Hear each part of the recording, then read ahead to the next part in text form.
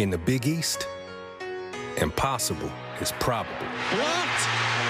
And it's over! The unexpected makes curtain calls every night. Allen throws one up and oh! Because this is the town where stars are born, where underdogs unleash their fury, and toughness is a birthright. Remember when a kid from Scranton blew the roof off the building? McNamara, three-point.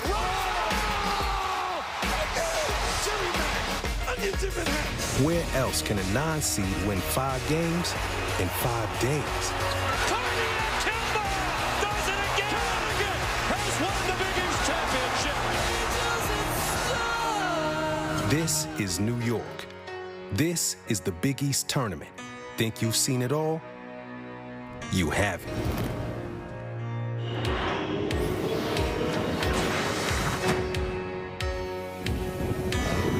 And it's that time of year again. New York City and the 2012 Big East Championship. Presented by American Eagle Outfitters. Part of Championship Week presented by Dick's Sporting Goods. Defending champ Connecticut and DePaul get us started as we begin 5 days and 15 games in the 30th edition of the tournament at Madison Square Garden. For 26 of those, Jim Calhoun has been on the sidelines for UConn. 1 week ago, and 1 mile from here, the legendary coach had back surgery. Now he looks for back-to-back 5-day runs to the title. Connecticut, like last year, a 9 seed, facing DePaul in the opening round. The winner to play West Virginia tomorrow. St. John's in Pittsburgh also today. And tonight, Providence, Seton Hall, Villanova, and Rutgers. Hi, everybody, and welcome to the Garden alongside Doris Burke. I'm Dave Pasch. Andy Katz will be alongside shortly. Well, Doris, that run here sparked a run at the NCAA tournament for Connecticut. They won all 6 games in the championship. Jim Calhoun's third. Given the health status of Calhoun and the ups and downs for Connecticut this year, no Kemba Walker, can they go on a run and do 5-5? Well, Kemba's not stepping off that freight elevator, as we know, but the return of Jim Calhoun is significant. On Saturday, it had a profound influence on their point guard, Shabazz Napier. And you've got 2 pros in the lineup in Drummond and Lamb, so you've got a chance. You mentioned Drummond. He's featured in our one-on-one segment, along with Cleveland Melvin, 2 bigs who can get up and down the floor, Doris. Well, the first game in the Big East tournament for last year's Rookie of the Year, Cleveland Melvin. Remember, he missed the last 2 with a thumb injury last season. This is an unorthodox big, a guy who wants to play on the perimeter at the next level. Actually, at one time, orally committed to UConn, but because of his desire to use that athleticism and face up and play the game from that direction, he chooses DePaul. And Andre Drummond, 6'10", 270 pounds. Forget about it. The size of a center, the guard skills and speed of a guy who can get up and down the floor as well as any big man in the country. And our starting lineups brought to you by American Eagle Outfitters. Melvin did not play in the Big East tournament last year because of a thumb injury, so this is his debut. Brandon Young, a good player. Jeremiah Kelly was on the roster 3 years ago in DePaul as a 16 seed.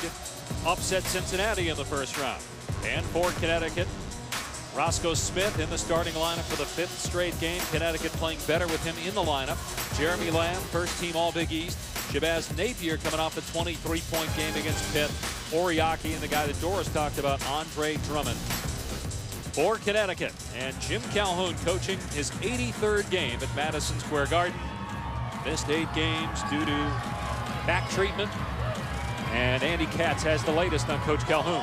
Well, Dave, I spoke with Jim Calhoun about 45 minutes before tip-off. He says he's feeling much better than he was on Saturday when he coached that game less than a week after having back surgery. After the game, he didn't do any kind of interviews or post-game news conferences. He had to get back and have some treatment and rest. He did not attend practice on Sunday. He was back on Monday, and he did tell me that he's feeling much, much better. And also, I will tell you both this, that in the offseason, he mentioned that the win through the Big East tournament meant more to him than the NCAA National Championship because it was in their backyard. 5 wins in 5 days. Dave and Doris? And it was his 7th Big East championship, tying Georgetown for the most ever. Gene Steratore, John Gaffney, and Jeff Clark get us started.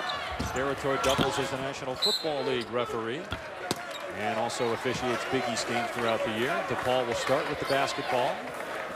Wow, you surprised by that remark to Andy from Coach Calhoun about that run meaning more? Yeah, because 6 games as a team that how many people thought they'd win the championship, and your 3rd national championship he's only one of 5 guys to do that, so you would think that would be more meaningful. That's what I thought. I mean, the 3rd title puts you in very rare air. But, you know, listen, there's some who believe that running through the Big East Tournament Championship is more difficult than the NCAA Championship. Shot clock down to 7 on the opening possession for DePaul. There's Jeremiah Kelly. And Kelly able to float it in. He's coming off a great game, 15 points and 10 assists when DePaul waxed Seton Hall for one of their biggest wins since they joined the Big East. And Faber with the good defense on Drummond.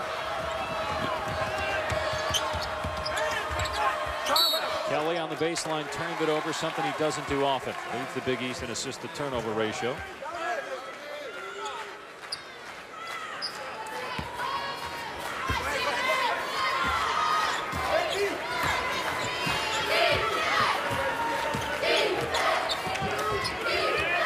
Shabazz Napier, of course, you've talked often about how Calhoun's presence has really impacted Napier's game. Well, this is a guy who, for whatever reason, certain guys relate better to certain style coaches. For Napier, his presence was sorely missed. He responded with Calhoun back on Saturday with a terrific game as Lamb, who was on the All-Big East tournament team last year, gets UConn's first 2. And a first-team Big East performer this year. He can make scoring look effortless. McKinney trying to bounce it down low to Faber, and Oriaki touched it last. Oliver Purnell in his 2nd year at DePaul. They won 3 Big East games this year, and you're probably at home saying that's not a lot, and you're right. But think about this. The last 3 years, they were 2-53 in the Big East.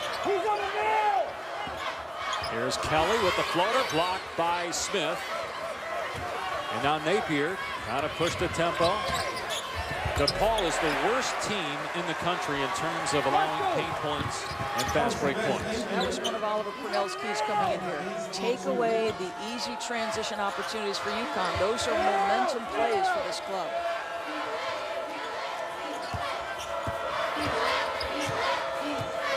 And Melvin hasn't gotten a touch yet. Now he does. 6th leading scorer in the Big East, Cleveland Melvin. 5th leading rebounder as McKinney's able to get to the basket. Charles McKinney, a freshman, ties the game at 4. Here's Napier, and would have been another basket in the paint allowed by DePaul, but Napier blew the layup. Here's Melvin from the corner, knocks down a 3. Just his 16th made 3 this year. He's a talent, though. Oh, there's no question. He's a little bit unorthodox, the way he approaches things. A difficult check because of that.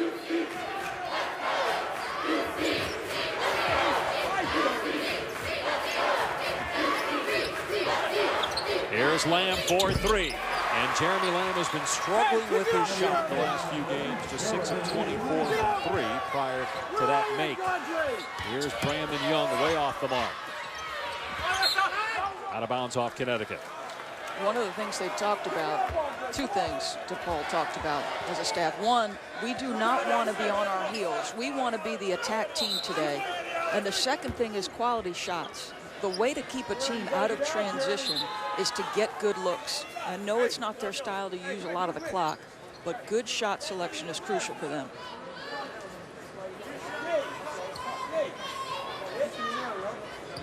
Shot clock issue is the reason for the holdup here.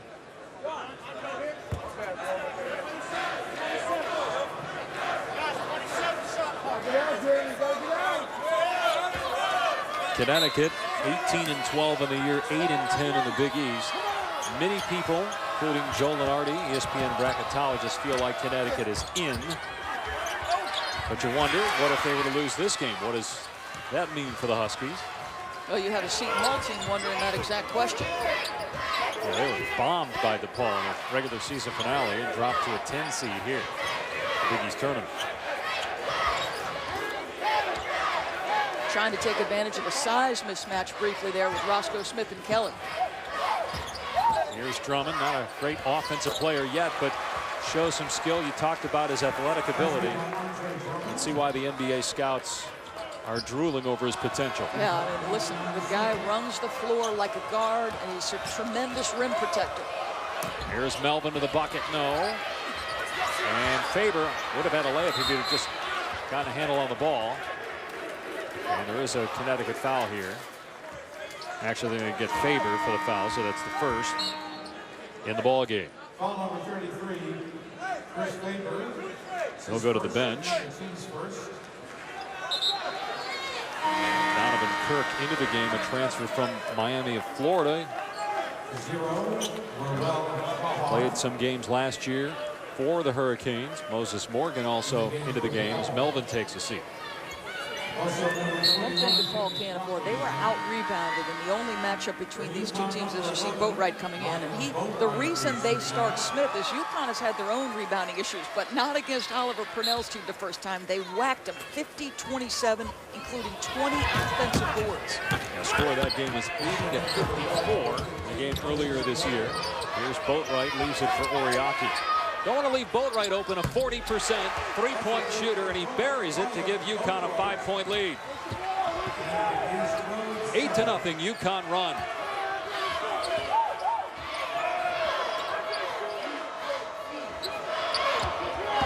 Here's Jamie Crockett coming off a great game against Seton Hall with 21 points, but threw up a brick there. Boy, they missed Drummond on the leak out.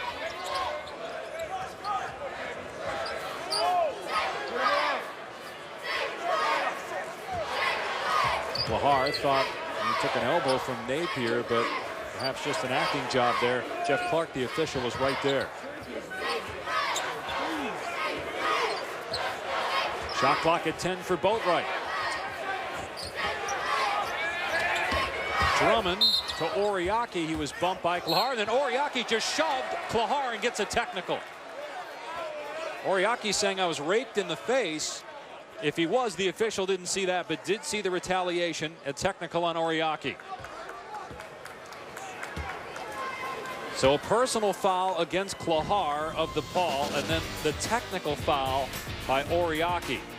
Yeah, he got him in the face, but Oriaki has to use restraint.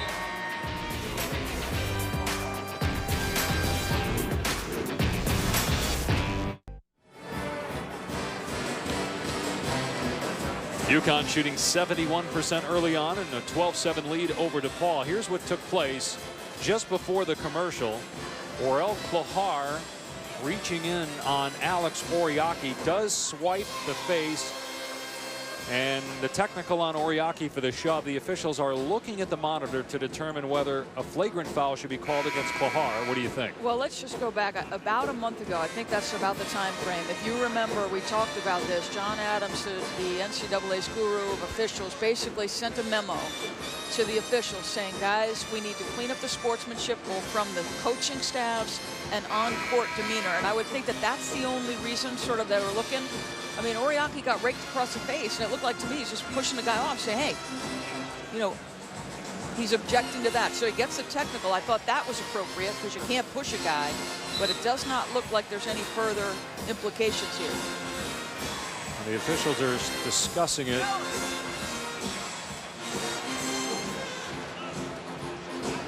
So Oriaki gets the personal as well as the technical. And now John Gaffney, the official, going to come over and tell us what's going on here if there was a flagrant. We looked at it because we thought there was some stuff going on with 0-0. He called a foul on normally, and then there will be 2 shots, and then since it's a dead ball, they'll get it at half-court blue. And Klahar at the line, shooting the 2 free throws for the technical, but no flagrant. Flagrant one. The reason they looked at it is they were flagrant on Oriaki, I'm sorry. Correct. They were looking because they were unsure if Klahar was involved in anything, and they wanted to make sure that that was, you know, not the case. And in fact, they clarified it. But no flagrant on Klahar, flagrant Correct. on Oriaki. That is correct. And is the hold or the push from behind. So 2 shots and the ball for DePaul as a result of that call. But they were also looking to see whether Klahar, as you say, was guilty, but they did not find him so. Crockett missing a 3 out of bounds to UConn.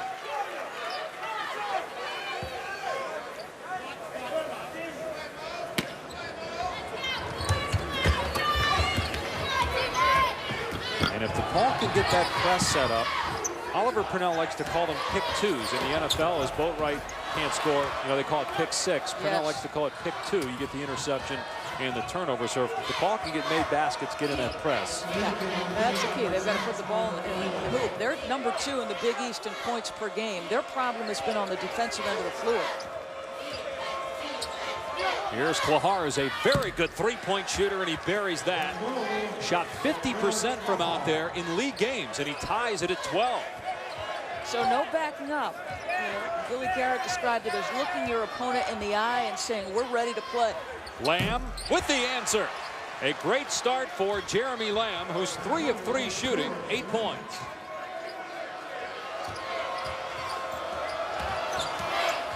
McKinney had it blocked, and McKinney touched it last. It's UConn ball.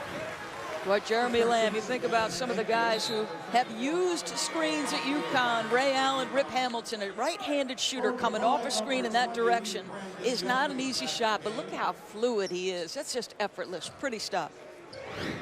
Tied for 3rd in the Big East with Jay Crowder in scoring at just under 18 points per game. Crowder also on the All-Big East first team, the only unanimous selection. I thought that was really interesting, and I think that goes to coaches understanding the value of a player, although it's hard to imagine Kevin Jones not receiving a vote from every single coach in the league. Well, the same thing happened last year. One of the coaches didn't vote Kemba Walker first team All-Big East, as Drummond is way off, rebounded by Kirk. But, boy, hard to find a reason why you would not put Kevin Jones, who led the league in scoring and rebounding, on the All-Big East team as a unanimous selection. Do you think West Virginia would like to see the ballots? Traveling is called. You saw there the virtual shot clock in the lower right-hand corner of your screen. We'll have that throughout the telecast to enhance your viewing pleasure.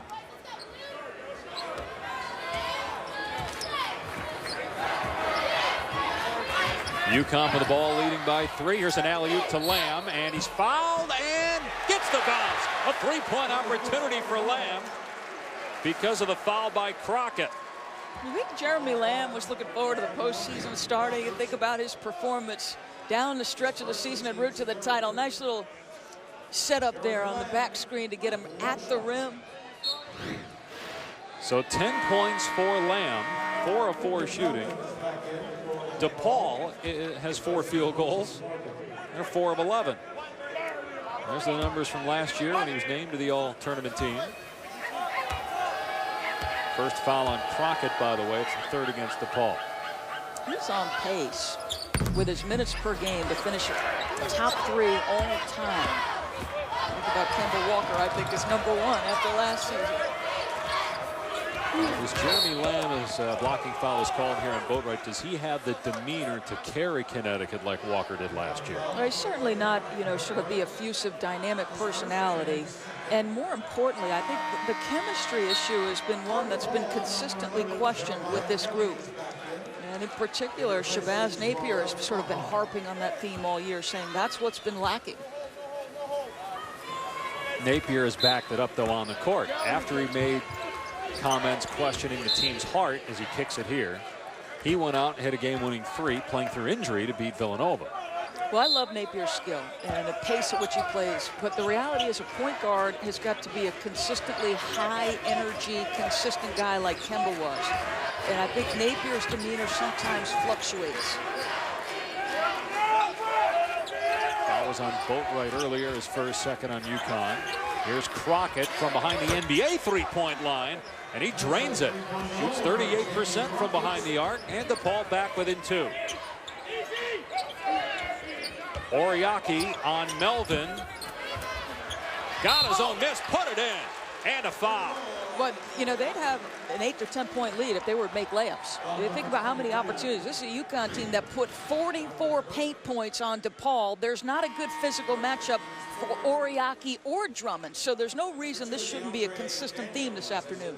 Now, Oriaki, boy, with his physical frame and touch, you know, it's mystifying to me that this guy isn't consistently great. Missed the free throw. Last year in the opening round against DePaul, he had 19 rebounds and 13 points. Donovan Kirk picked up the foul, his first and the 4th on the Blue Demons. Kelly throws it away. There's 2 turnovers by Kelly, who led the Big East in assist to turnover ratio during the season. 4 DePaul turnovers as a unit. Just nothing yet for UConn. DePaul's in the game early. I know it's only 8 minutes in, but they're in the game. They haven't shot well. They turned the ball over. They're giving up second chance opportunities anyway in the lane. And frankly, Dave, in transition, have given up a couple of, non-resistant drives. And Napier blew a layup on one of those. Good defense that time. Brandon Young with the steal. Young averaged close to 15 points per game regular season. Crockett will fire again. That one rattles in and out. Napier clears. You don't want to mess around with this DePaul team, Dave. They just coming off a blowout, an absolute blowout of Seton Hall. So you don't want to give them confidence here if you're UConn. Connecticut now 4 of 4 from 3 as Crockett drives and a foul on Napier, who hit the 3 on the other end. That's the first on him. Sorry, Dave. Jeremy Lamb, a first-team Big East performer. They set him up for a little back cut alley-oop pass, a kind roll. It's been friendly to him inside the confines of the Garden. And then Shabazz Napier, boy, he's hit a big 3 or 2 in his career as well.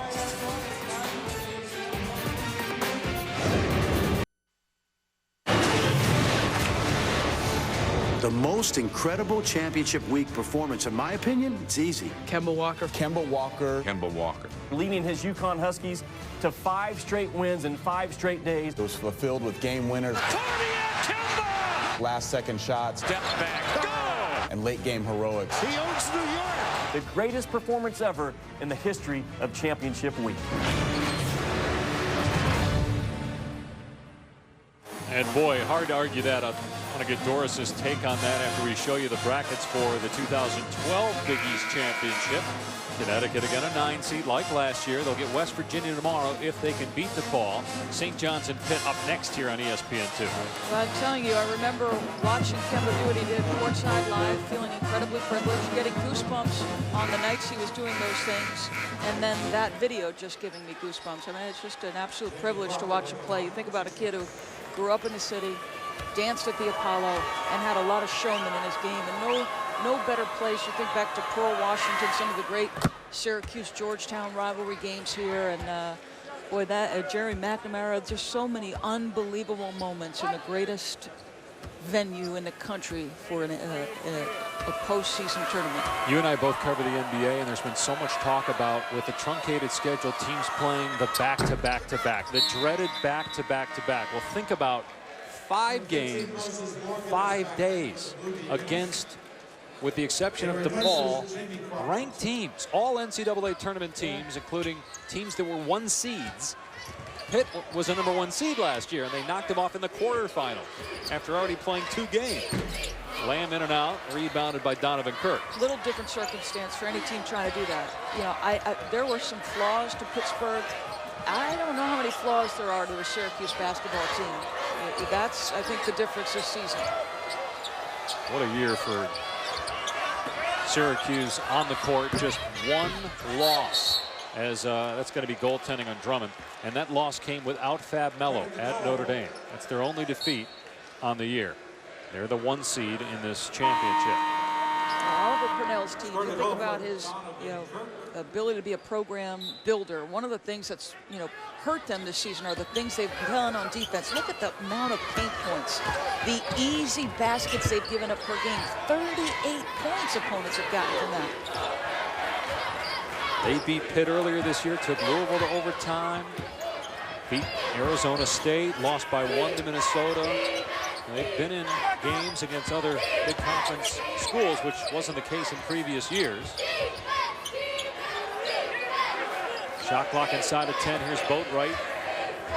Lamb the leading scorer in this game with 10 points. Smith is open with 2 to shoot. Lets it fly and hits it. Connecticut is 5 of 5 from 3-point land. Wow, that was one of the contested ones. They've got some open looks from 3. I thought that was actually a fairly decent defensive sequence. Morgan out of control. Rebound Oriaki. UConn looking to run. Here's Lamb in transition. Gets right past Kelly. 12 points now for Lamb. And the lead is 8 for UConn.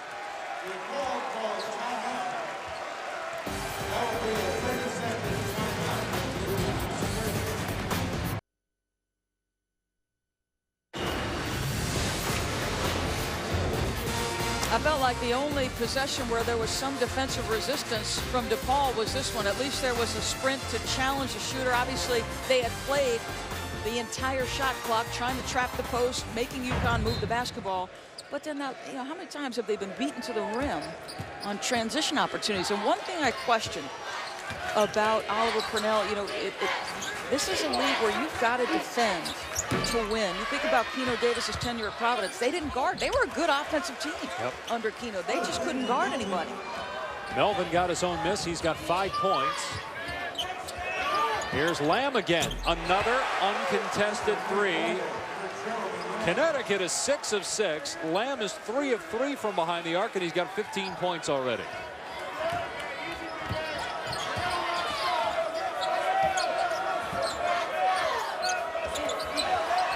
Here's a 3 by Young. DePaul 3 of 7 from behind the arc. Here's Napier. And he was pushed by McKinney. First foul on him, and the 5th on DePaul. First game of the 2012 Big East Championship. And like last year, Jim Calhoun's squad a 9 seed. They beat DePaul 97-71 a year ago to start that 11-game run, and included the win against Butler in the national title game. Can they do it again?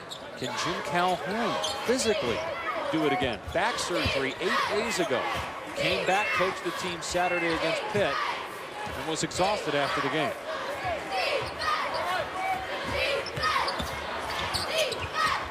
Drummond blocked from behind by Kirk, and it's DePaul basketball.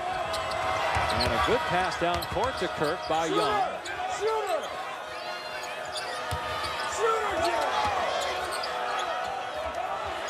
McKinney puts it on the floor, leading in, and there with a follow is Kirk on the backside. Kirk has some quick jumping abilities, very athletic.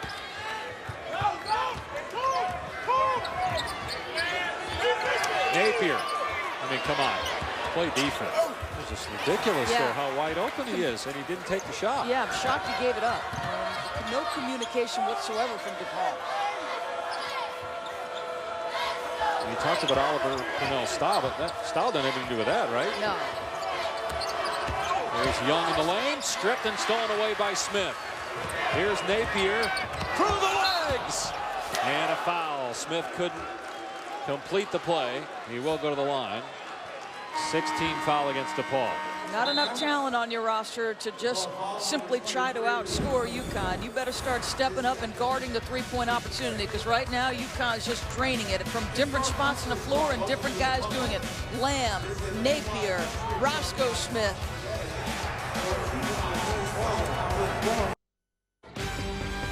ESPNU's exclusive presentation of college basketball is presented by American Eagle Outfitters.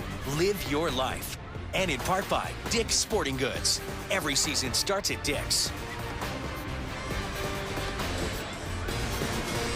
Connecticut perfect from behind the arc, and the big reason why, Jeremy Lamb, 3 of 3, 6 of 7 from the field. If you look at our shaping up in the Big East Championship, brought to you by ASICS. You touched on it. This guy's been below 30% all year in the Big East in his ability to make those long-distance shots. I think he's been waiting for the postseason to come in. He sets it all up early in the game with a dribble drive, but just understands how to use screens. He curls that one tight and then steps back a little bit.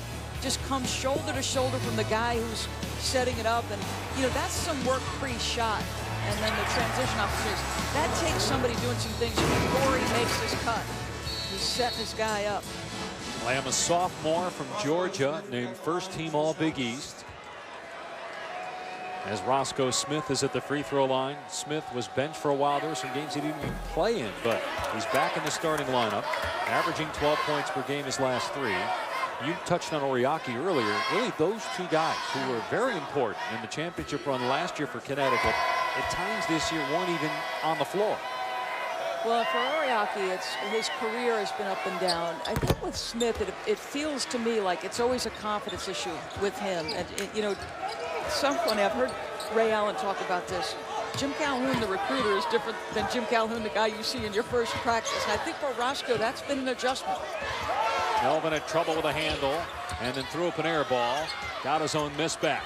Melvin attacking and gets the bounce. The super sophomore with 7 points. That's the one area DePaul has competed today. They actually have an advantage on the glass right now, and they do have some athletic, quick jumpers inside, including Melvin and Kirk. And Connecticut has to call a timeout. There's Purnell's press having an impact. Melvin, Big East Rookie of the Year last year with a good trap there.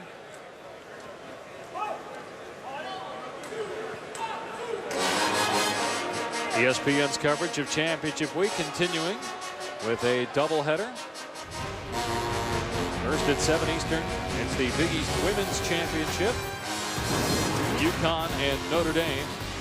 And then at 9, you got the Horizon League men's title with Detroit and Valpo. Of course, we got games throughout the day and night on ESPN, ESPN2, ESPNU from the Big East. 2 teams, 2 women's teams that figure to be in the national title hunt. This is not vintage UConn in terms of their ability to score points. But the Irish, I said the Irish. Now, Baylor has since gone on to sort of beat them and become the undefeated #1 team in the country. Brittany Griner, the story of the year. But I felt to start the year, the Notre Dame women actually had a better chance than Baylor to win the national title because I felt like they were better offensively. Well, Connecticut just crushed St. John's yesterday. St. John's a ranked team. Connecticut beat them by 30 in the semis.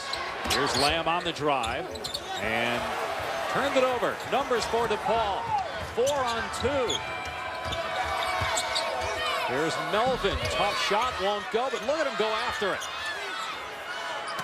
Finds McKinney, and a good job by Oriaki to block it. Better competitive spirit, though, from DePaul the last couple minutes, Dave. And a lot of that is Melvin on the offensive end.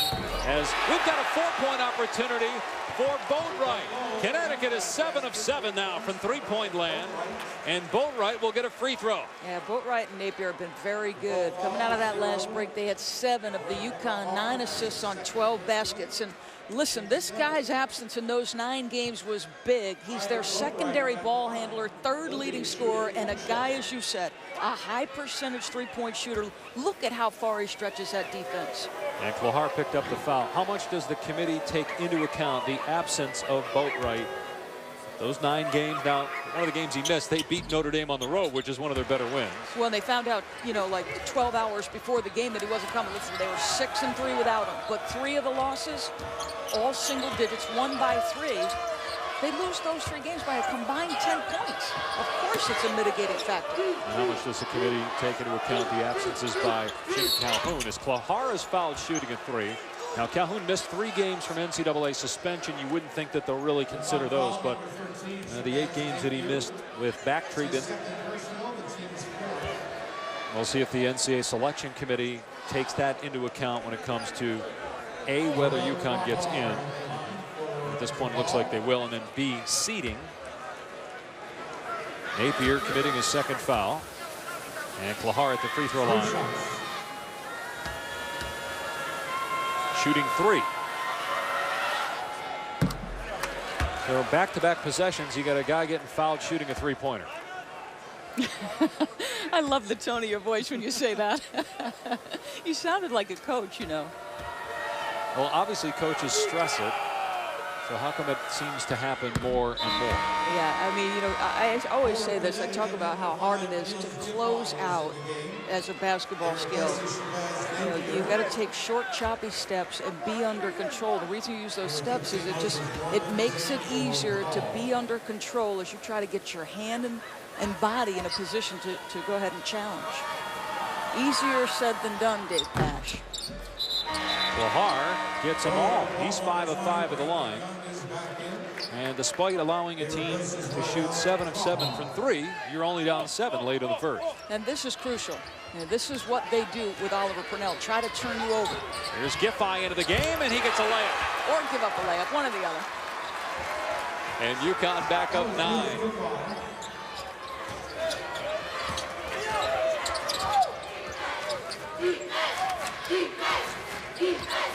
You see the virtual shot clock, lower right-hand corner of your screen there. Oh, half hook that won't go for Kirk. Cleared by Oriaki. Actually, DePaul is out rebounding UConn right now. Dangerous pass there by Boatwright, and it's picked off by Kirk. Brandon Young, who has not scored yet in this game. 0 for 3 from the field, and he's one of DePaul's top offensive players. And a foul on Connecticut. One of the things Oliver Purnell talks about with his pressure is that it takes a cumulative toll.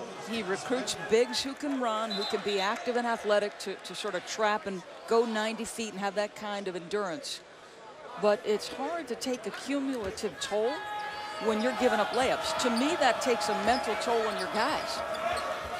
They were third in the Big East in scoring, but last in points allowed. Foul was on Giffey's first. Now an offensive foul is called here on DePaul on Young.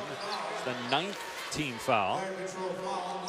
I thought they missed one of these earlier where they called a block on Connecticut. Yeah, that's an obvious one. You can't do that, Dave Pash. Well, you can try. Some guys can get away with it, some guys can't. Brandon Young is not one. Here's Boatwright on the drive and took a shot to the face from Kirk, and that's going to be 3 now on Kirk. 9th team foul. That's his third. Team's 9th. How many times have we seen today either Napier or Boatwright come up the floor unimpeded and waltz right down through the paint? Too many. 4 guys open for threes. Connecticut is shooting 61% from the field, 7 of 7 from 3. Only 3 of 6 at the free throw line. Boatwright's still shaken up. Kirk will go to the bench with 3 fouls.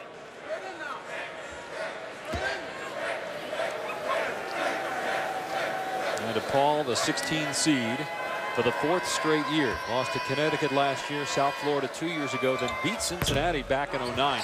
And they were winless in the Big East that year. And they knocked off the Bearcats in round 1. Here's a 3 by Moses Morgan. And that gets DePaul within 7. He had 14 in the Big East tournament against UConn last year. And that time DePaul does a good job getting back on defense. Here's Lamb, who has 15 points to lead all scorers. He's missed just 1 shot. Jim Calhoun screaming at Gene Steratore, have them get their hands off my ball handler. Shot clock at 8. Here's Boatwright. Trying to get the handle. Timer at 4. Smith for 3. The first miss for Connecticut from three-point land, and then Oriaki commits a foul. That's 2 on Oriaki, the other one coming on the technical. And it's the 16th foul on UConn.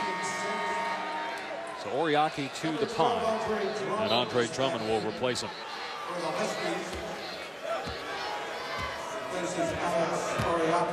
Just 7. Doesn't it feel like UConn's lead should be bigger? Well, look at that. I mean, they're shooting 58% from the field and holding DePaul to 38%.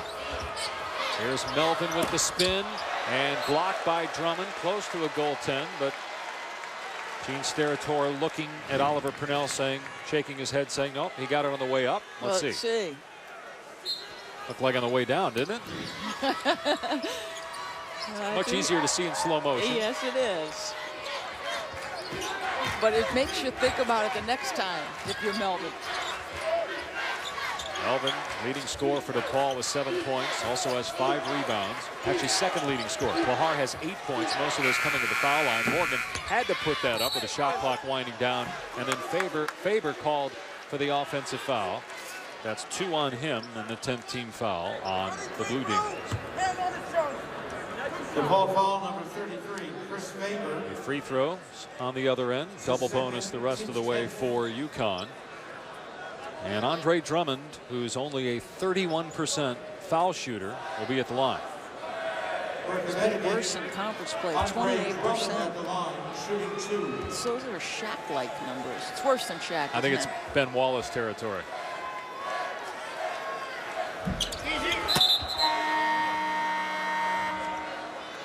See, Roscoe Smith knows his teammate. He was fast off the line. He's thinking, man, I can get a deuce here. Terrell Robertson into the game for the first time for DePaul. Connecticut just 3 of 8 at the free throw line. They're 7 of 8 from three-point land. Drummond missed them both, And DePaul basketball down only 7.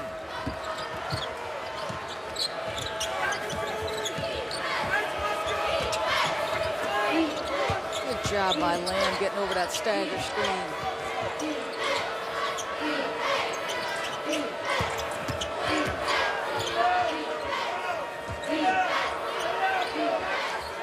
Here's Morgan with a shot clock at 10.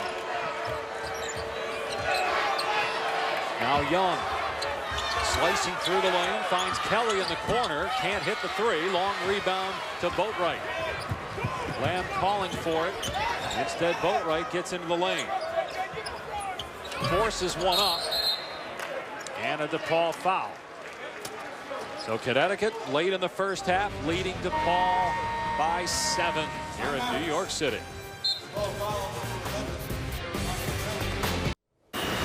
I'm Carl Ravitch. Jay Williams joins me. The Buffalo Wild Wings halftime report. Thrilling games last night. One of them, the West Coast Championship. Gonzaga-St. Mary's. We'll show you how that played out and what it means to the tournament. And Drexel, they lost to VCU, so we'll put them under the eye test. And Dave and Doris, Jay Will surprised too that UConn's lead isn't bigger. Yeah, right now it's only 7, despite the fact UConn is 7 of 8 from 3, 56% overall.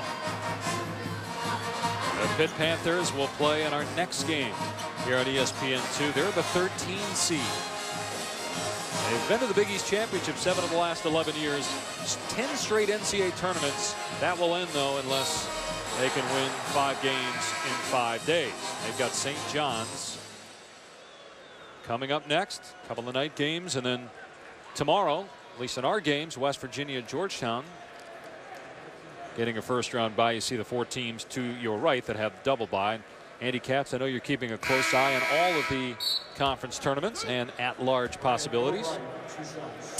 And in talking to a member of the selection committee, the key thing is to remember that all these schools are treated as independents. They're looking at those nitty-gritty sheets and seeing who they played, where they played, and who they beat.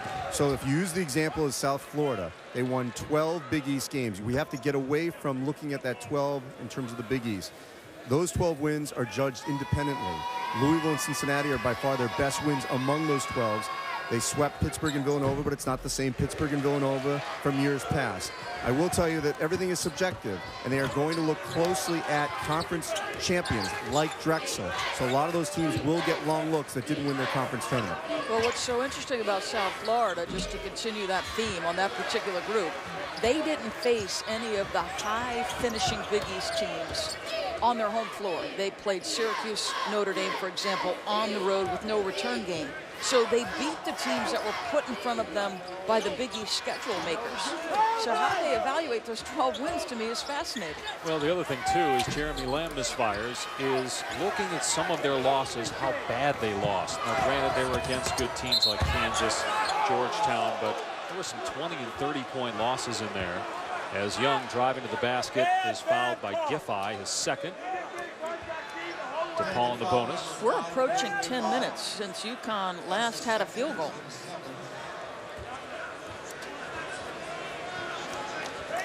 Yet, Connecticut still with 40 points.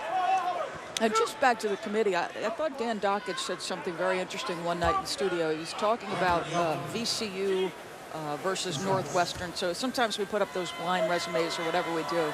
But Dockage said as a basketball person, sometimes it's simply the eye test, right? So it was interesting to hear Carl talk about the eye test as it relates to Drexel. When you're watching them as a basketball person, do you think, say, if you line up 2 teams, one is better than the other? And Dockage's comment was VCU was way better than Northwestern. So I found that interesting. Free throws make it a 7-point game. All right, what about the eye test on UConn then? In? I have them in, yes. Boatwright in trouble. Good deed by Melvin, but he knocked it out of bounds, so UConn will inbound again. Where they're inbounding on a couple of occasions, UConn, they're basically setting up a 3-man trap because they're catching it over near the sideline baseline, and those 2 lines become an extra defender. DeAndre Daniels on the floor for Connecticut. Husky's got to get it over, and they do to Lamb. Lamb finds Drummond for the jam. They've executed. You know, as long as they've absorbed the trap and made that first pass, they've got numbers on the other end of the floor. That's how you break pressure. And when you break pressure, you're going to have a numbers advantage. Three won't go for Young. Daniels with a long rebound. Wisely got it to a guard. Boatwright's been on the floor a lot here. Napier has 2 fouls. Does have 5 points and 4 assists. Here's Lamb with a turnaround. 15 points for Lamb, but he's gone cold. Kelly tried the alley-oop and knocked it out of bounds by Boatwright. Well, watch UConn break the pressure, and as soon as they make the escape pass, as Boatwright does, watch how much area is covered, and then you're going to put yourself in a 3-on-2 numbers advantage. Really good pass to the baseline side, an easy deuce for Drummond. DePaul's missed 8 of its last 9 shots yet. Down just 9, 90 seconds left in the first half. Swatted out of there by Drummond, and Boatwright on the other end. He'll take it in for the one-handed throwdown. Remember, Boatwright on Midnight Madness actually beat Andre Drummond in the dunk contest. He is a superb athlete. He's listed at 6 feet tall. No way. Largest lead of the game for UConn. Trying to advance to tomorrow's second round to play West Virginia. Melvin misfires. He's just 3 of 10. Here's Connecticut in transition. It's Lamb. In and out for 3. See if DePaul can get it down to single figures heading into intermission. Shooting just 30% from the field. Blue Demons made all 9 of their free throws while UConn has struggled at the line. Young missed the layup, hit the deck hard, and a timeout called by Connecticut. Well, Andre Drummond, his numbers will not tell the tale. He is intimidating near the rim.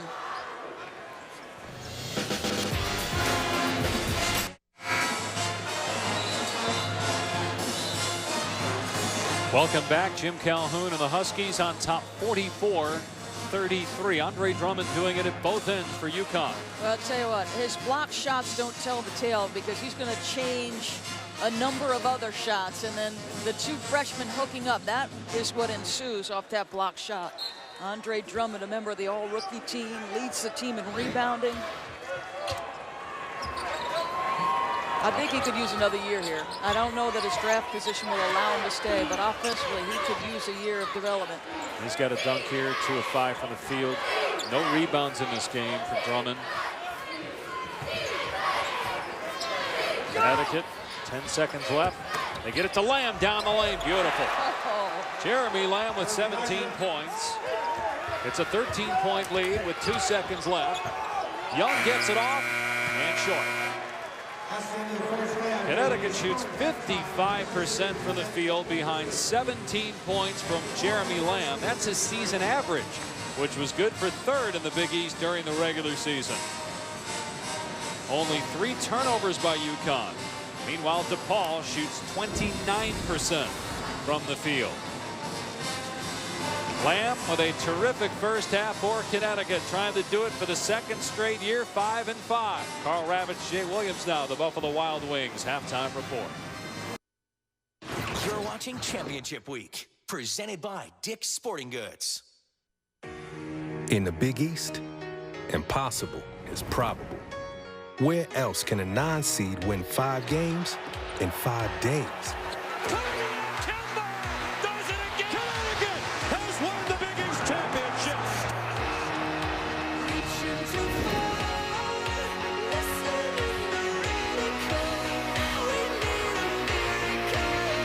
This is the Big East Tournament. Think you've seen it all? You haven't. Welcome back to Championship Week, presented by Dick's Sporting Goods. The 2012 Big East Championship presented by American Eagle Outfitters. UConn on top, 46-33, trying to advance to the 2nd round to face West Virginia. Back courtside of the Garden, I'm Dave Pasch. Connecticut outstanding shooting the ball in that first half. Jeremy Lamb led the way with 17 points. UConn hit its first 7 threes. And for more on that, Doris Burke is in the ESPN Hot Zone. Dave, the story of that first half for the UConn Huskies, their ability to make threes. They went 7 of 9 overall, including 5 of 7 from the upper quadrants of this three-point area beyond the free throw line. 5 for 7, and it comes from a variety of different guys. Jeremy Lamb, Roscoe Smith, Shabazz Napier, all guys capable of making those kinds of perimeter jumpers. And we mentioned Doris, 17 for Lamb. He was 3 of 4. Boatwright was 2 of 2 from 3, finished with 12 points. DePaul shoots 29% from the field. Melvin had 7 points, but was 3 of 10 shooting. And Connecticut was out-rebounded in that first half by DePaul, which was unusual. And you heard Carl Ravitch and Jay Williams ask the question at halftime, can Jeremy Lamb be this year's Kemba Walker? I completely concur with Jay. I mean, from a personality standpoint, he's not that guy. He's so quiet in demeanor. Even when he scores 17, the guy's demeanor remains exactly the same. And that's going to be a hold. Oriaki has taken a little bit of some hits across his face today.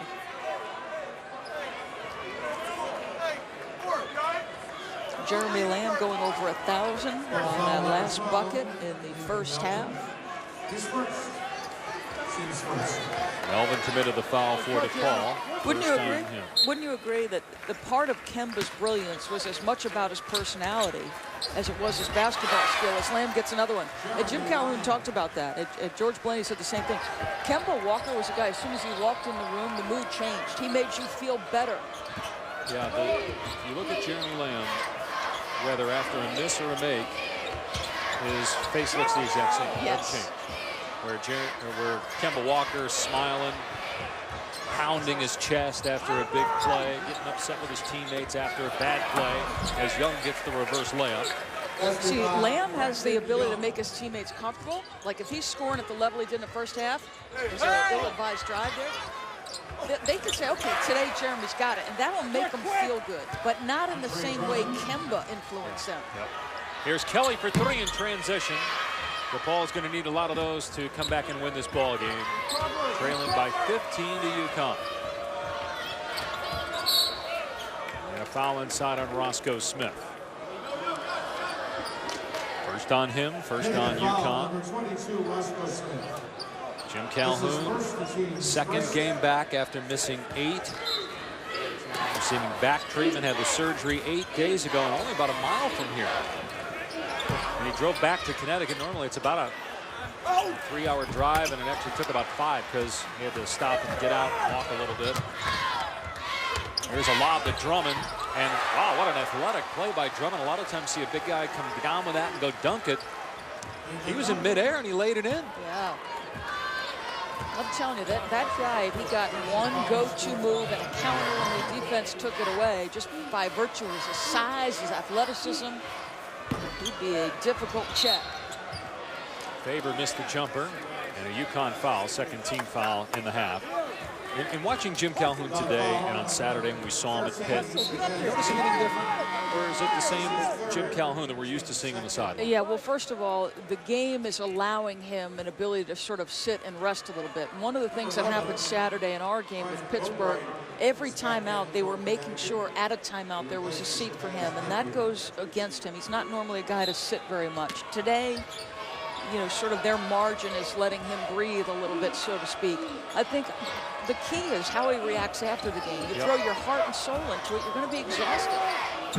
Melvin missing. The foul, by the way, on UConn was Napier's third, so he's out right now.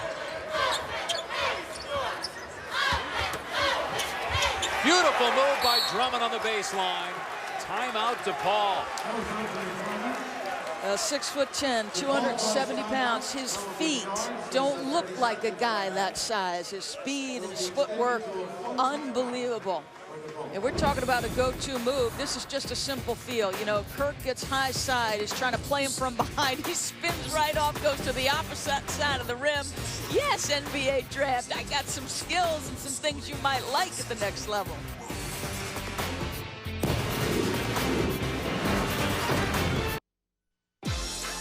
There have been a lot of great Connecticut players. Of course, Ray Allen, 94-96, Rip Hamilton, Ben Gordon, Emeka Okafor, Rudy Gay, Tate George, Daniel Marshall, Kemba Walker won the national championship last year. Could Andre Drummond be the next?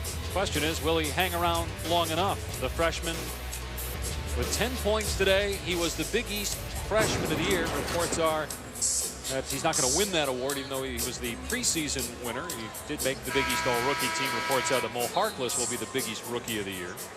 Drummond's got the last 6 points. I think the answer to the question is no, he won't stick around long enough. You know, he's got a giant personality to match that frame. You know, they were doing the Huskies run on campus. Coach Calhoun and George Blaney were telling me this guy knew everybody, talking to everybody. That's kind of fun. So maybe there's something appealing to being in college for him. Next year, as it stands right now, Connecticut would be ineligible for the NCAA tournament. Does that impact Drummond, Jeremy Lamb, maybe some other players who may not go to the NBA that may look at transferring because of that? Well, listen, I drew the ire of many Connecticut fans because on a telecast a couple weeks ago, I said that this program is in fact fragile, or could be fragile. Remarkable considering they just won their 3rd national title. Shot clock goes down. Young missing the step back 3. But to your point, if you're Jeremy Lamb and Andre Drummond and you don't have an option to play in the tournament, do you want to stick around? Well, the other side of it is Crockett gets the layup, is the future of Jim Calhoun, not just from a health standpoint, but does he want to coach after this year? He did come back after winning the championship last year. Well, this is his life's work, this program. Listen, he is the program. As great as the players have been, this program was a lock for the dreaded 8-9 game back in the formative years of the Big East. You know, his powerful personality, competitive spirit have driven them to where they are. How about Drummond with the left hand? After he went behind the back, gets his own miss. He's just toying right now with undermanned DePaul. As Drummond gets his first rebounds of the game, now has 12 points. Here's a 3 that's way off by Crockett. So it'll be an interesting thing moving forward. What does Coach Calhoun decide to do? Listen, Pat Calhoun was not pleased that he was on the sideline Saturday. That's his wife. Yeah, and we talked to him Saturday, and he said, you know, you'd be surprised that I could do without the game. But he made a point of saying so. That's not indicating he won't come back. But he has other things in his life. How about this? This is what you're talking about. That's 6'10" going behind the back. And there's just no matchup for him physically for DePaul. Well, and on the other side of the Jim Calhoun story is if Calhoun leaves, he's going to leave at some point, whatever that is. He's going to be 70 years old in May, so I mean, he could coach another 5 years, who knows. Kevin Ollie, who's on the staff, is he the next guy? There's been some talk that Ollie may want to go back to the NBA, coach in that league rather than coaching in college. So we'll see what Ollie does. And of course, it depends on how long Calhoun decides to stay. You see George Blaney there, who's been the associate head coach the last 11 years. He's actually older than Calhoun. He's 71. Back in a moment.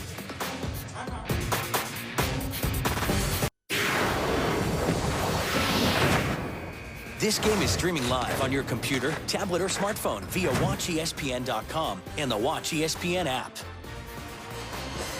Back in the Big East Championship, where Connecticut on top of DePaul, 56-37 here in New York City. And the defense for UConn holding the Blue Demons to 27% shooting, while DePaul allowing Connecticut to shoot 58% from the field. And DePaul's defense struggling all season long in terms of points in the paint allowed, second chance points, transition points, and for the most part, same story today. Well, your field goal percentage is usually a direct reflection of the kinds of shots you've taken. And for Connecticut, those points in the paint mount quickly. Remember, they had 44 in the paint the last time they played DePaul. DePaul won 3 Big East games this year. That's more than they won the last 3 years combined. As Boatwright gets in the bucket and lays it in beautifully. You have to think DePaul, Oliver Purnell has a history of getting programs to an NCAA tournament level. Did it at Clemson, 7 years there, led them to the tournament 3 times.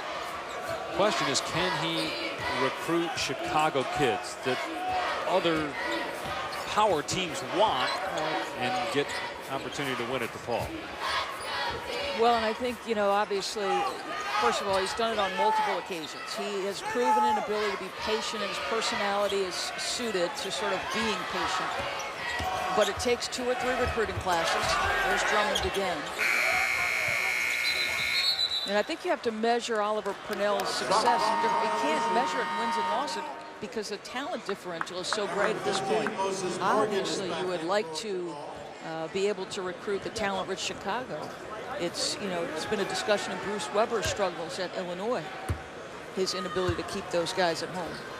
And certainly where they play, although you can make the argument, you know, Georgetown plays far away from its campus, some other schools do, but certainly when you have the campus of DePaul, which is just in a beautiful part of Chicago, and then out near the airport is the arena. It's hard to get there for the students. As Lamb hits again, that's certainly a hurdle for Purnell in the DePaul program. Let me ask you this, though, and I agree, and it would be ideal if you could, but there's no space on campus, and it's a stunning campus. If they're really good, like under Ray Meyer, and you got some of the players that have played at DePaul, if they're really good, you think people would make an effort to get out there? They used to, no question, as Morgan knocks down a 3. Back in the days of Aguirre and Terry Cummings, I mean, they drew very well. Andy Katz can jump in here as Lamb misses on the 3. Andy, a little more insight on DePaul. Well, throughout the years, there's always been a lot of hype as to whether or not you can own Chicago, Dave and Doris. There's likely to be a change at Illinois. Bruce Weber knows he's essentially going to be out, and there's a lot of chatter about whether or not Shaka Smart will be the next coach. He's got ties to the athletic director there, Mike Thomas, and he'll have a big decision once this all becomes official. But whether or not he can get Chicago, that is the constant thing that goes on. Whoever the head coach is at Illinois, whoever the head coach is at DePaul, the DePaul staff feels like they're doing a good job within Chicago, but ultimately you may need to do more than just in Chicago to certainly win in a program like DePaul. And the other key thing is, with the changing makeup of the Big East, losing West Virginia, losing Syracuse, and losing Pittsburgh, a program like DePaul may benefit without some of those powers. They got a pretty good player in Cleveland Melvin, just a sophomore, Big East Rookie of the Year last year. Just got his 9th point to go along with 8 rebounds today. Probably won't be enough to beat Connecticut, but Melvin certainly a talent, as that's the 4th foul on Klahar for DePaul and the 4th team foul. In the interim, you know, can you get guys that maybe are you know, diamonds in the rough and that you can develop as a staff? Here's Drummond.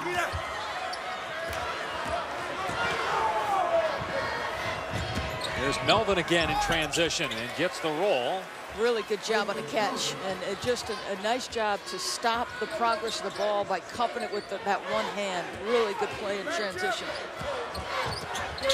And Boatwright's pass broken up. Another transition opportunity for DePaul. Young taking it all the way, and Lamb with the swipe. First personal on Lamb. 3rd team foul on UConn. Winner advancing to play West Virginia tomorrow at noon.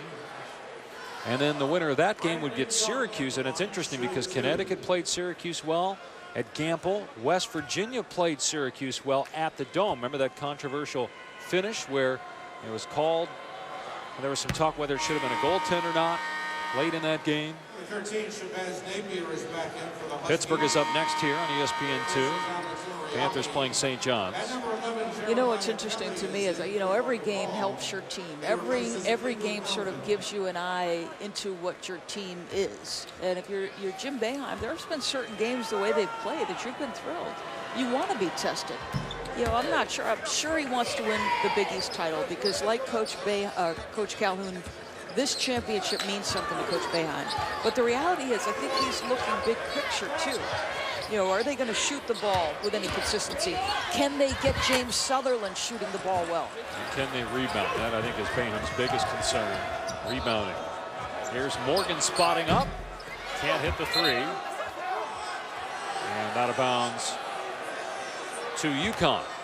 You think about the one game they lost. They didn't have Fab Melo. Jack Cooley, that's really his launching spot. He got great confidence because he went nuts in that ball game. They upset number 1. But you had to play at a certain pace if you were Syracuse. By the way, Jack Cooley won Big East Most Improved Player of the Year award. What a no-brainer that was, huh? Cooley came out of nowhere to help lead Notre Dame to the 3rd best record in the Big East. I love the guards Mike Brey has, though. I mean, it's a dynamic he's not had in the backcourt with Grant and Atkins. And in addition to both of their skill, I like that, you know, that both guys want responsibility. That's huge. Being willing to embrace the weight of responsibility. Connecticut leading DePaul by 17. Leading scorer is Jeremy Lamb with 19. Drummond fouled by Kirk, and that's 4 on him. And Drummond will go to the free throw line. Not a bad strategy. Drummond around 30% on the year shooting free throws.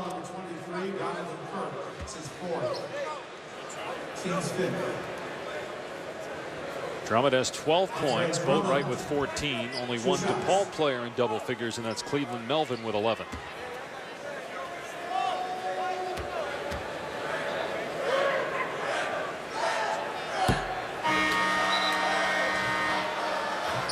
He's now 0 for 3 at the stripe. Connecticut 5 of 12 as a team. Melvin back on the floor for DePaul. And Kirk to the bench with 4 fouls. Let's just watch, you know, where the ball sits on his hand. What kind of rotation does he get? Is it fixable?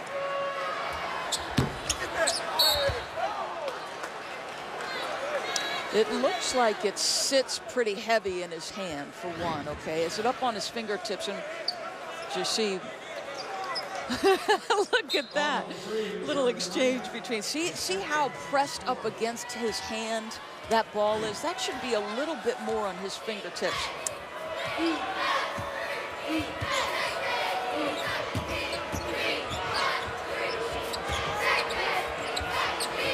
I think the look that Melvin was giving Lamb was, I'm going to get to this miss before you.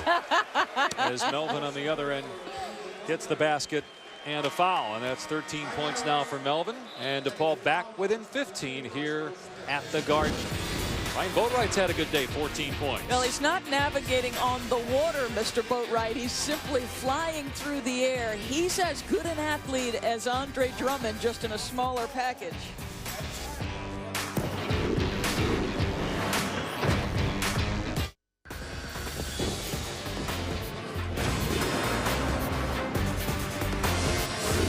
Jim Calhoun, his 2nd game back after back surgery. Coached him on Saturday.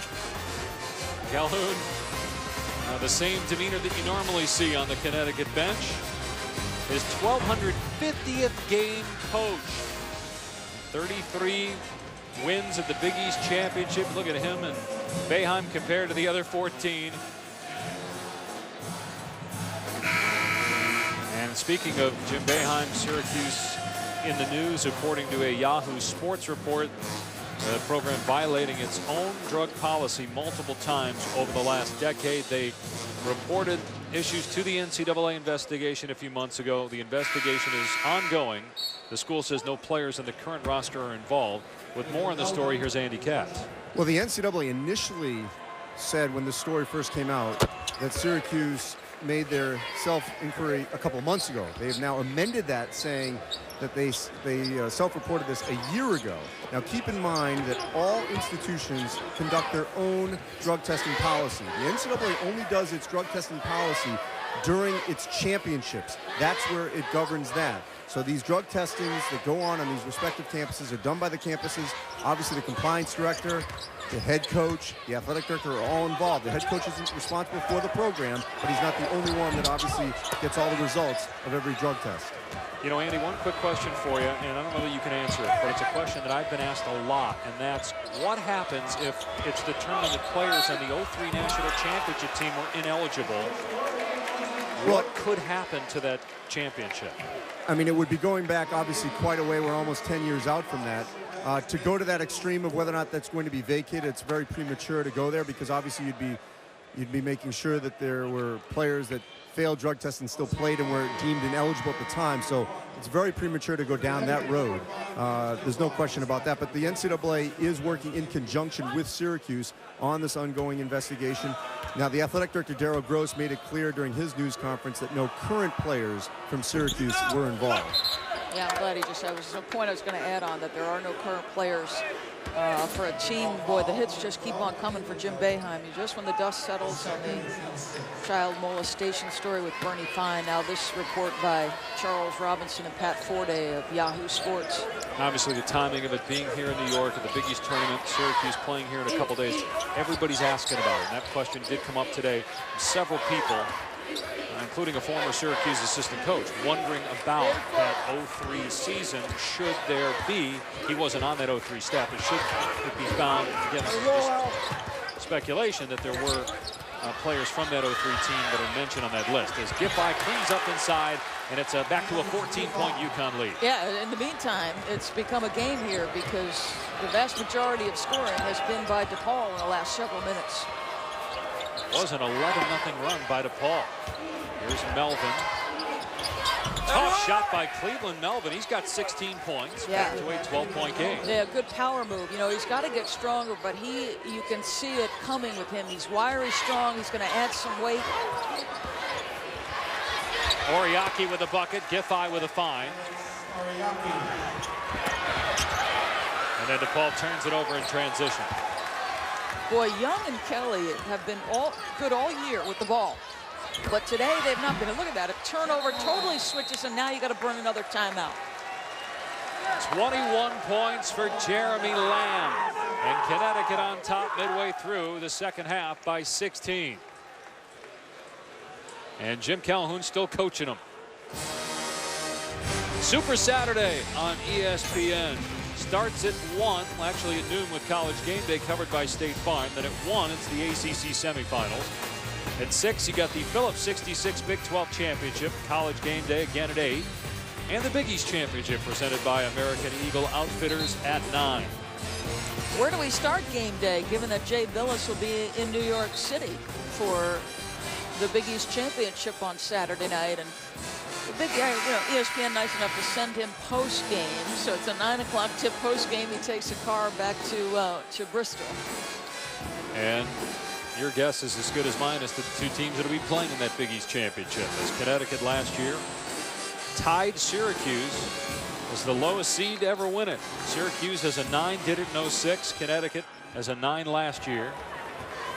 It hasn't been good recently for the #1 seed. Syracuse a couple years ago, granted Onuaku was hurt, but they lost. Last year, Pitt is the 1 seed, lost to UConn in the quarter. Well, it's been a first game struggle in the Big East tournament for Pitt. I'm anxious to watch them play against a fresh 5 St. John's team here in our next game. Yeah, last 3 years, Pitt's had the double bye and lost. Now they get an opportunity to play on day 1. Three-pointer is good by Morgan. The ball hanging around, down 13.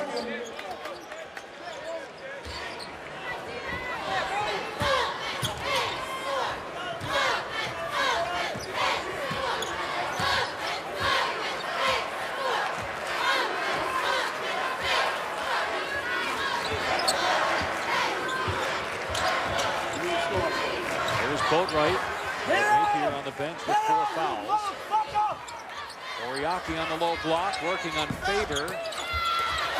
Oriaki got it back, contact, and a foul on Faber. It's a 17 foul on DePaul, so UConn in the bonus, and the 3rd personal on Faber.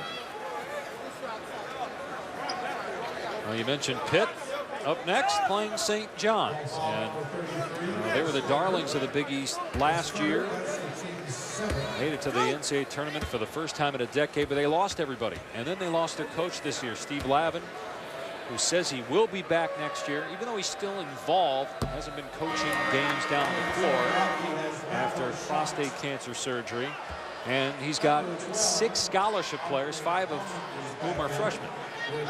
I mean, the H&H boys, Harkless and Harrison, have been tremendous scorers. Harrison sets a St. John's freshman record for scoring, breaking Eric Barkley's mark. I would have thought Chris Mullen had that. But, you know, Sir Dominic Quinter saying, I expect to win. They're trying to shock the world here. And you'll hear from Steve Lavin, expected to talk with Andy Katz during that telecast. Melvin off the mark, rebound by Drummond. Connecticut leading DePaul by 14. Trying to advance to round 2 to play West Virginia tomorrow. The winner of the Big East tournament has had success in the NCAA tournament. Connecticut won it last year. West Virginia, after they won it, they went to the Final Four. Almost a steal by Kelly, and it ends up in the hands of Melvin. Look out. 18 for Cleveland. Melvin gets DePaul within 12 at the 8-minute mark. He's leaked out a couple times and gotten those baskets, but all season long, you know, a year ago he kind of took people by surprise. Even Oliver Purnell said, we know what we had. No. But you know what's impressive? His numbers and productivity, despite not being a surprise and being first on the scouting report, we're still really good. Boatwright in the lane. Can't hit the short jumper. DePaul had an opportunity to get the rebound. They almost gave up a layup. And then Klahar has the ball in transition. Driving and Giffey blocks it out of bounds. Big possession for DePaul when we come back. Jim Calhoun knows this game is far from over. The first Big East tournament game for last year's Rookie of the Year. Cleveland Melvin has used his speed and athleticism to get out, and Coach Calhoun, Jeff Jacobs called him the crank air warrior. I think you should say Hall of Famer or Mr. Calhoun.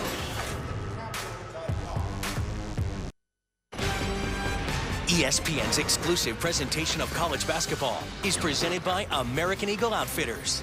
Live your life. And in part by Dick's Sporting Goods. Every season starts at Dick's. And Infinity. Luxury cars that deliver inspired performance. Back in New York City, Connecticut had a 24-point lead at the 15-minute mark, but it's down to 12. Winner advances to tomorrow's noon game to face West Virginia. St. John's Pitt up next, and then two more first-round games tonight: Rutgers, Nova, Seton Hall, Providence. Andy Katz had a chance to talk with Associate Head Coach George Blaney at halftime. What do you have to say, Andy? Well, Dave, we talked about their inability to basically put a team away, and they have an opportunity here at the half with that 13-point lead to do that. And what Blaney said is, we need to step up our defense, we need to score off our defense, and apply that kind of pressure that we got the lead to at the second half to really sort of put a team away, something they've just been unable to do over the last couple of weeks. Well, and again, 24-point lead down to 12. Well, what's interesting is Shabazz Napier only 15 minutes here. It's been Boatwright for extended minutes in the second half and down the stretch. He's got the 4 fouls. So now it shows you why Ryan Boatwright's important to this team. Not only as a scorer, but that guy who can run your offense. Good hustle by Melvin after the miss by Crockett on the possession arrow. It will stay DePaul basketball. And Napier, 5 points, 5 assists, but those 4 fouls. So what you gain in a rebounder in Roscoe Smith, because normally you would not have Roscoe, you could have the 3-guard lineup with Boatwright, essentially Lamb, and Napier. Got a good look and knocked it down. Morgan for 3, and it's a 9-point game. First time since 2 minutes to go in the first half that it's under a 10-point UConn lead. Yeah, credit to Paul showing some toughness and some spirit, because we thought in the first half they were giving up too many easy opportunities to UConn. 7 minutes remaining. Morgan has 14 points, matching his total from last year against Connecticut in a first-round loss by 26 to UConn. Think about this, a much quieter second half from 3-point territory for UConn. Lamb fouled shooting the 3. That's the 3rd time a 3-point shooter has been fouled today.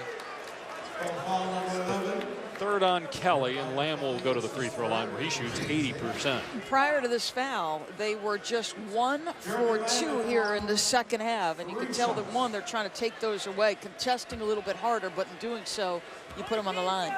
Last year when Connecticut had these adverse moments, they went to Kemba Walker.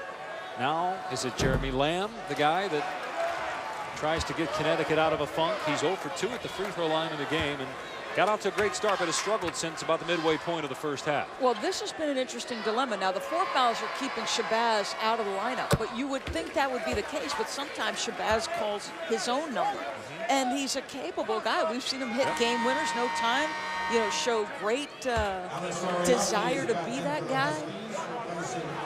Well, against Pittsburgh on Saturday, when Pitt crawled back into the game, It was Napier who made the plays down the stretch. 2 out of 3 for Lamb, so 23 points, back to an 11-point Connecticut lead.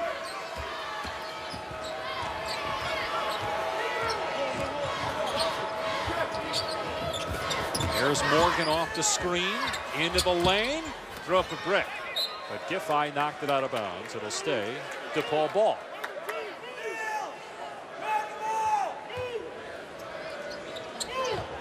Cleveland Melvin, the leading scorer for DePaul in this one with 18 points to go along with 9 rebounds. They're trying to send Morgan off a stagger screen. Good switch by Lamb. Here's Kelly.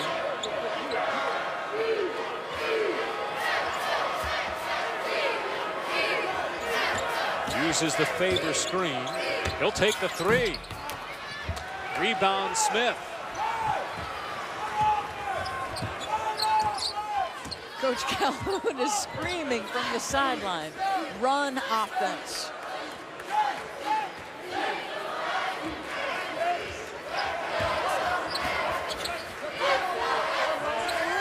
See, if Napier's in the game, you might not have to scream that. But Boatwright not the guy to take control, so Calhoun's doing it.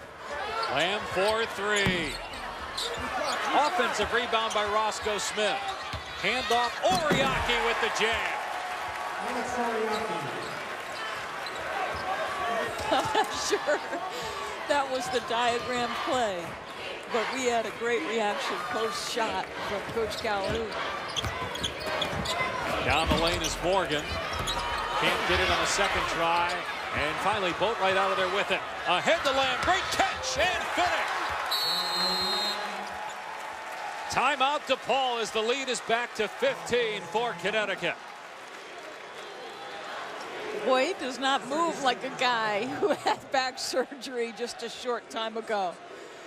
If his back surgeon is in the house, he's got to be holding his breath, because watch the play. A lot of opportunities here from DePaul. Watch Boatwright get his head up in the air. A rim run by Lamb. Watch Coach Calhoun. This guy's going to be 70 in May. And 8 days ago, back surgery. It looks like a choreographer. There we go. And as you said, it's not like it was minor back surgery. There is such a thing. That is great. You know, the other thing, too, just watching, he's got his arm around Boatwright there. We saw him patting some of his guys on the back. You know, a lot of the players, after they found out that Calhoun was coming back, were brought to tears, as they said. That just shows how much he loves us. And obviously, former players like Caron Butler, they're still involved with the program. They know how much Calhoun cares about his players. Andy Katz can add on Jim Calhoun. So as soon as after the surgery happened, I mean, Jim said that he felt immediate relief because that disc was pressing on the nerve. And anyone that's had back problems, you know that's running right down to the bottom of your foot. He was in incredible pain. And then just a few days after the surgery, he said he had to use a cane. And so it wasn't until right before, on that Friday morning, last Friday, before that Pittsburgh game, that he decided, you know what, I'm well enough. I want to coach this game. I want to see this team play its last regular season game at Gamble before he gets to the Big East tournament. He said he was sore, as anyone would be from surgery, but the cause of that pain down the back had been alleviated. And the question now is, will Calhoun be able to go each day as traveling is called here on Boatwright? He's on the court right now. He's not letting up, even with a 15-point lead, 4.5 left. And very similar to how he coached Saturday, then afterwards said he was exhausted. So you wonder, can he do this each day if Connecticut's to win a Big East title? Well, he's stubborn enough to. There's no question about that. He's competitive enough to. And he said, you know, you're not just with your guys in the best moments. You're there in the tough moments, and there's great satisfaction in that as well. Lamb with a tip. I think also his return sent a message to a lot of the members of this team as Morgan hits a 3, because there were times where UConn was criticized for being soft this year because, you know, Kemba Walker brought that toughness. And a lot of the players said, hey, this shows how tough he is. If he's out here coaching like this, we better toughen up.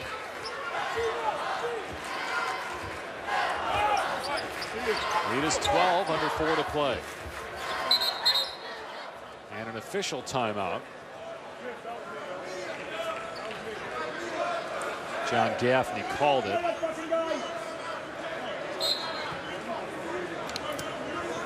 going Going to look to see whether the last basket by Morgan was a 2 or a 3. I think one sign of a good program is how many of your former players want to come back. There is Caron Butler, now a member of the Clippers. When he went to the Hall of Fame, countless numbers of former Huskies showed up in Springfield in droves.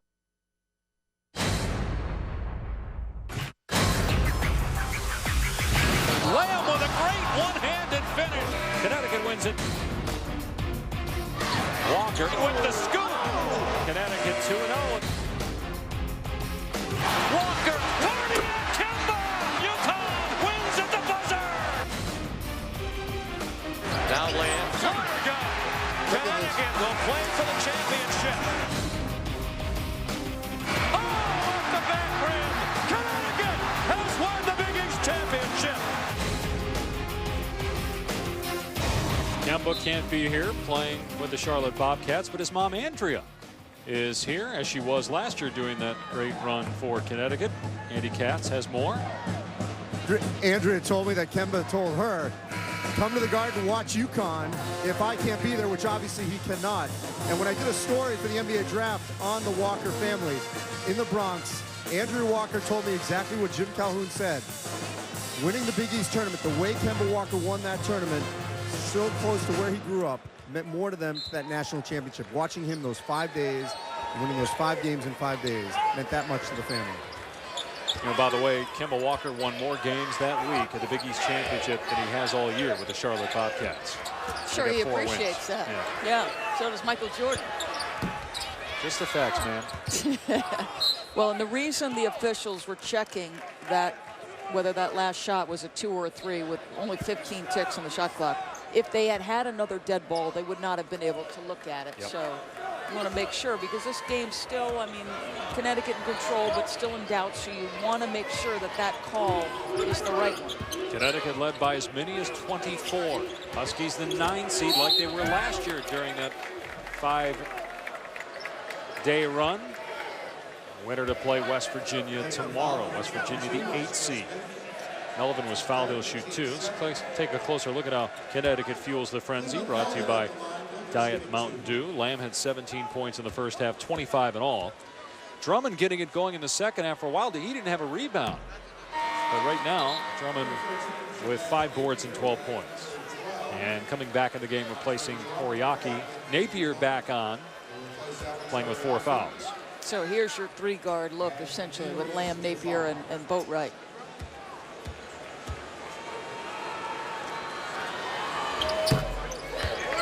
And here comes the pressure. So field this first pass and then see if you can stretch the defense with the second pass.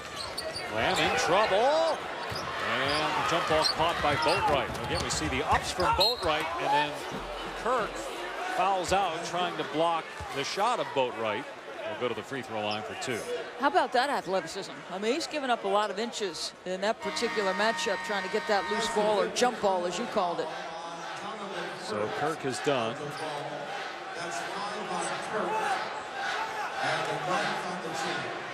Let's say this, they do a great job of funneling you to that spot, DePaul, and where they want you to catch that first pass. ESPN's coverage of Championship Week continues tonight with a doubleheader. First at 7 Eastern, the Women's Big East Championship. It's UConn and Notre Dame. Connecticut ranked 4th, Irish 3rd. Then Horizon League Championship men's game. Detroit, Valpo at 9. Notre Dame has done something. The Notre Dame women have done something that a conference opponent had not done since the 1990s to UConn, and that's beat them 3 straight times. Pretty impressive. The national semifinal last year, and then 2 matchups in the regular season. Coach Auriemma was asked after the loss in the regular season finale about the Big East tournament. He goes, I don't care about the Big East tournament. I don't think we can win it. That's only like 8 days ago. They're playing twice in 8 days. Do his guys feel confident enough that they can beat the Irish? Because I'll say this to you. The Irish are, arguably the most talented, well-balanced offensive team in the country. Muffet McGraw has done an exceptional job.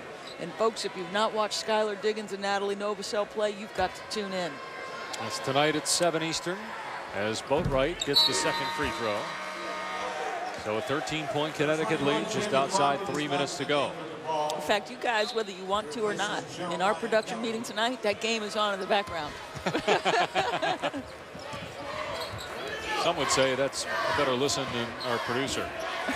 Oh, Scotty Matthews. Yeah, we got to have some fun here. We're together 3 days, 2 games a day. As DePaul comes up with an empty possession, and they needed a bucket. Down 13.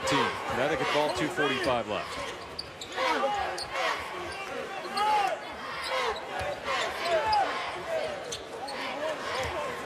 Jeremy Lamb, the leading scorer in this contest with 25 points, 10 of 17 shooting. Lamb puts it on the floor, got stripped of the ball, and Robertson comes down with it for DePaul. Got to be pretty efficient with your scores here if you're DePaul. Here's Melvin, who has 17 to lead the way for DePaul. Wild shot there, probably just to get it over Drummond, and then there's some contact, no foul, and it's UConn ball.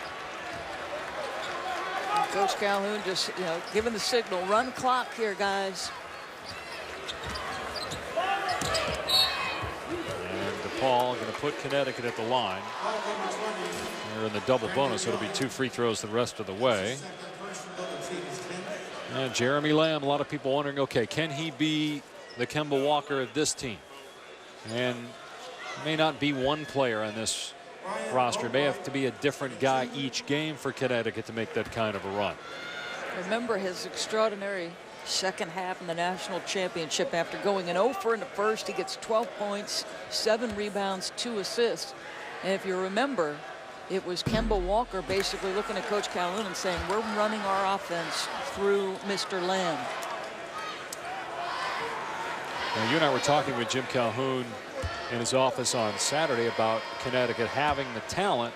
He wasn't so sure about that. He thinks certainly they can win 5 games in 5 days, but he just didn't want to de-emphasize the importance of Kemba Walker. Even though a lot of these guys from this team are talented and were on last year's team, he said Kemba Walker was the best player in college basketball, and it took, and he thought that all year, but it took the Big East tournament for people to realize it.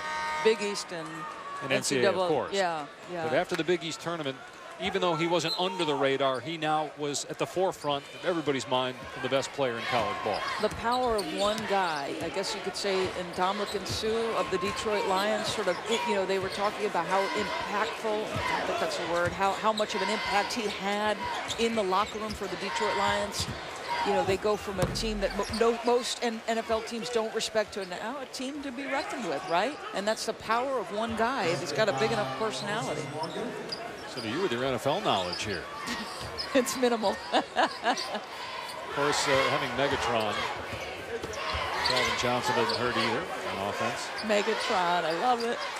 All right, that's enough Detroit Lions talk. Yes, says the Arizona Cardinals broadcaster.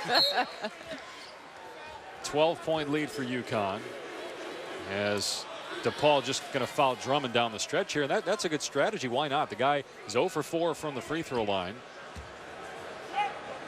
And it's going to be a flagrant, it looks like. Wow. I said good strategy, but if you're going to do it, make sure the officials don't assume that it's a flagrant, and because it was away from the play, it was intentional, they're going to call it. But still, can he make the free throws? And why not employ this strategy earlier? Yeah. Jeff Van Gundy's become a big believer in this numbers game. I remember watching Coach Popovich of the Spurs do this in the first half of a ball game. Completely changes momentum, gets them back in the game much earlier. So it's a strategy that's effective, but why not start sooner? And make sure that it's in a situation where it's not obvious that you're trying to foul the guy in front of the official. He missed the free throws, but it's Connecticut ball because they get it out of bounds with a 12-point lead. Faber picked up his 4th foul there. And Jim Calhoun sensing that, hey, they're just going to foul this guy, so I'm going to take him out. So Drummond is out, probably won't come back in the game.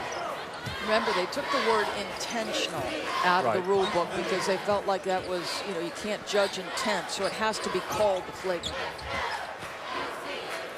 Inside a minute remaining, Connecticut will advance to the second round. Remember, before that run last year, they had lost 6 consecutive games at the Big East Championship. They won all 5 last year. Can they do it again as they beat the shot clock? Boatwright with a floater. He's got 17, make it 19 points. And the block by Oriaki. Connecticut ball, and that'll do it for the Huskies as they'll advance to the second round for the 2nd straight year.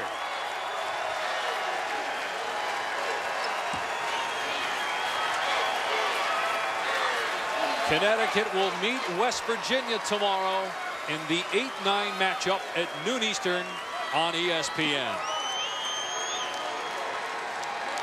19th win of the season for Connecticut. Jeremy Lamb had 25 points to lead all scorers. Boatwright had 19. And Jim Calhoun's won 6 in a row at the Big East tournament. Win number 872 for Calhoun. 3rd among active coaches. And number 6 all time. So UConn, West Virginia tomorrow. Up next on ESPN2, it's St. John's and Pittsburgh, and then 2 more games tonight. Seton Hall, big game for the Pirates against Providence, Rutgers, and Villanova, the nightcap. Final score, Connecticut 81, DePaul 67. As mentioned, coming up next, about 20 minutes from now, St. John's and Pittsburgh, college basketball. Live scoreboard up next from the studio. Doris Burke, Andy Katz, our entire crew. I'm Dave Pash. So long from Madison Square Garden for now. Carl Ravitch, Jay Williams with you now in the studio.